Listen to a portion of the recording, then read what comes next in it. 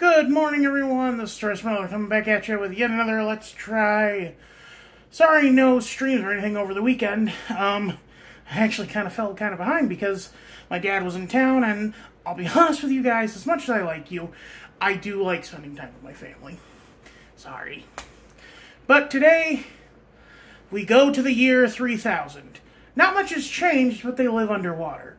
And your great-great-great-granddaughter is doing all right. That's a reference to a Jonas Brothers song that's from, like, I think, Meet the Robinsons or something. I don't know. Back when they were Disney, like, Disney stars. Anyway, so yeah, this is Coca-Cola Y3K. So, this is supposed to be an AI-assisted designed soda. Well, the flavor was designed with AI assistance, allegedly. Now, what that tells me is that they put, like, what soda do people drink in the year 3000 into ChatGPT, and Coca-Cola's elite team of flavor, mixologists or what have you, were, like, ran through all the various outputs it gave, and were like, okay, we can work with that one, and then heavily altered it into something palatable. Because AI is stupid. I mean, like, I shouldn't say that. And eventually AI may get to a point where it will become even sentient. But for now, I think that all our fears about AI are unfounded. Well, not our fears about how people are going to try to implement AI, but our fears about, like, AI going all Skynet or AM or what have you are completely unfounded. Because here's the thing. Machines are designed by man, and man is flawed. Therefore, machines are flawed. Anyway. Without further ado, let's crack into this. And yes, I did get the regular version. I learned my lesson last time with that Magic the Gathering flavor, or League of Legends flavor, whatever it was, because that tasted like garbage. And it was the zero sugar variant, so I'm going to be trying the sugared variant this time. Interesting scent. Not surprisingly few ingredients. Carbonated water, high fructose corn syrup, caramel color, natural flavors, phosphoric acid, and caffeine. So literally just the classic things Coke has. But the natural flavors are where we're going to see what it is.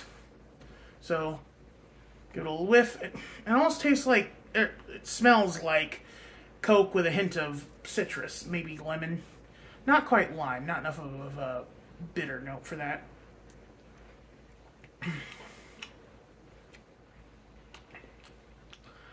That was weird. I was worried I'd have to film 2 videos at once here because, like, I'm like, oh, Coke, I can have that, and then I'll eat this bag of jelly beans to try, but I think that'll have to be a separate video, because this is going to take me a minute to dissect here, because there is definitely, like, a citrus note, but also maybe a vanilla note. It's like you mixed Sprite and vanilla Coke together. Where it's kind of that lemon-lime flavor, where it's not quite lemon and definitely not lime, but it's just sort of like a sweet citrus flavor that's not orange. I mean, it tastes okay. It's sugar. Like, at the end of the day, it's still carbonated sugar water.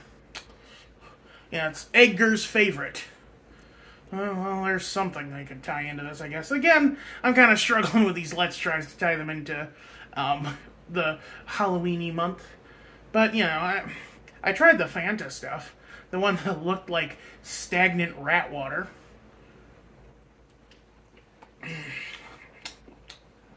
Ugh. Like, the only bad part about this is that there's kind of a greasiness to the mouthfeel, kind of. Well, and, like, I hate using pretentious terms like that. It's so dumb. I shouldn't have to use those terms. I respect your intelligence as my audience, but I also want to speak to you very plainly. Like, there is a certain candidness to talking to people in very plain English. You know, I don't want to hoodwink you and, try to trick you with all my $5 words. I was trying to go for snake oil salesman like Harold Hill from Music Man. I don't know why I went like weird hick or like Southern Genteel. Although that does remind me that Red Dead's out on PS4. I may have to play that for the stream. At least Undead Nightmare. And then I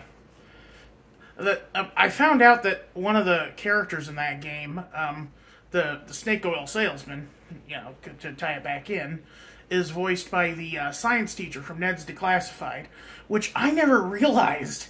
And that kind of really really astounds me, because I loved that as a kid. Well, not loved it, but it was a show I watched, and there were some really good moments in it, especially with the science teacher. Like, there was one where Ned was having trouble studying for a class, and the science teacher was like, "Nobody touch this binder. It's full of all the information you'll need to ace the test." But it was literally a trick to force Ned to study by, telling him the answers were in this packet. Basically, tricking him into reading the stuff. And then there was another one where the science teacher and the janitor, who was played by, Timmy's dad from Fairly Odd Parents, end up getting, exploded with toilet water because they flushed all the toilets in the school at once to see what would happen. Nick live action shows aren't the best written, but they can have some very fun moments.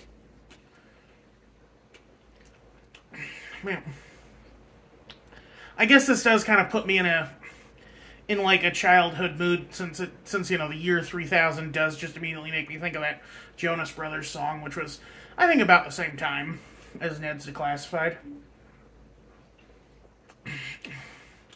Honestly, the year 3000 was on everyone's minds in the 2000s. You had Futurama, which took place, literally Fry gets frozen at midnight, January 1st, 2000, gets unfrozen New Year's Eve, 29.99, and, so the show literally, and then, you have year 3000, you have a lot of, basically, after our Y2K worries vanished, we started thinking about the future again. Right before, I'm not even gonna say it. Ooh. I think this is gonna have to be my meal. Drinking sugar is weird for me, I stopped drinking, syrupy soda in high school.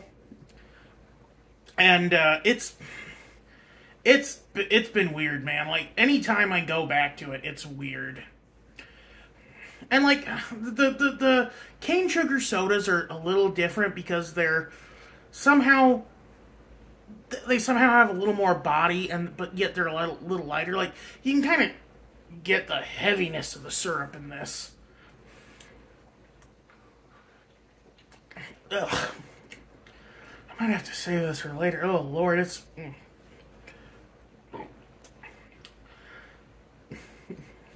Serving size 1 bottle, 240 calories. That's what, a tenth of your daily total calories? So 10 of these, well, no, not, well, a little more than 10%, but so, let's see, 25 divided by 100 is, so that's 1,000. So about 8 of these would be just a liquid meal for the day. And you'd go into shock from how much sugar is in it. I don't know. I gotta get showered and dressed after this. I got an interview today. So wish me luck. Speaking of looking to the future, I do wonder what will the world will be like in 1,000 years. Will we even still exist as a species, or will we have driven ourselves to extinction? I mean, like, obviously that's a little bit of doomsaying, but, it's... Just think of all the stuff that happened in the interim between 1000 AD and 2000 AD. Or CE, whatever. Look, if you're removing the whole Anno Domini and before Christ stuff from it, then why are you still keeping the same numeric year? Like, I get that you want to be more inclusive, but, like, I don't know. It's whatever.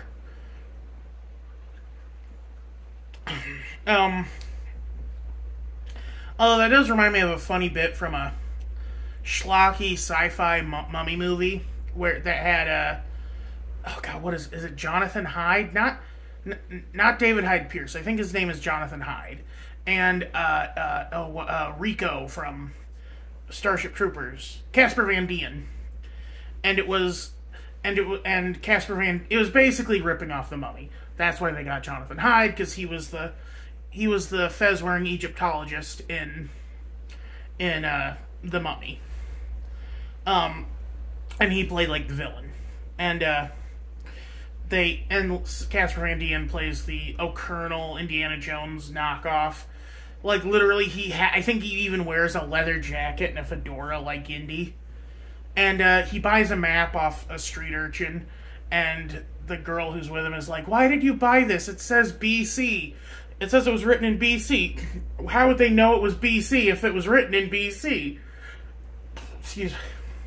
And that is a great line. Which, it's just like, pointing out, like, but I don't know. He's like, "Oh, I'm just giving money to the kids," like, he's being a good dude. Oh, there's another good line in Bardock, at the Team 4-star production of Episode of Bardock, where Bardock asks Chilled, What year is it?" And Chilled replies, like, 2006 BC or AD. "The hell are those?" And then Bardock's just like, I'm in the past. And then just, like, goes Super Saiyan from how stupid the whole situation is. And that is the parody dub. Like, Team 4-star, their Dragon Ball Z Abridged, it's a parody dub of original Dragon Ball.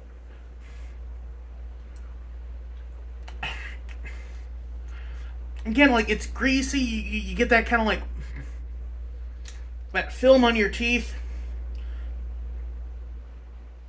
I'm gonna need brush hard after this. It is, ugh. But I have to wonder, like, is this because I got is this because this is the drink, or is this just because I haven't had a Coke in a while? Like, if I tried a regular Coke tomorrow, would I have the same effect? Would I get this, like, weird greasy feeling in my mouth?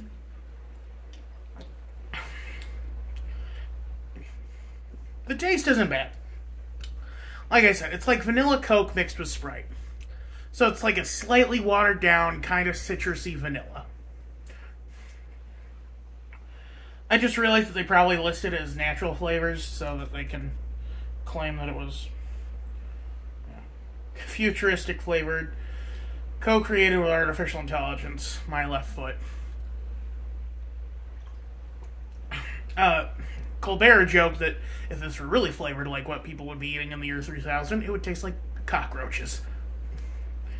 And, like, I don't know, if like, there are many ways that humanity could kill itself out in that interim. Like, obviously, you have nuclear war, you have, God, what do you call it? What do they call it when the AI is supposed to, like, reach sentience? It's a science term. I can't remember, but basically when AI gains sentience, it goes Skynet on us. There's global warming, obviously, if you caught into that idea. I do, I know a lot of you don't, whatever. It's just,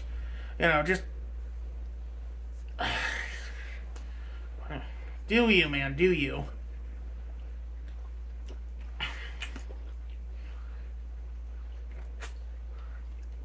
And of course, there's the funniest way there's probably the funniest way we could all die.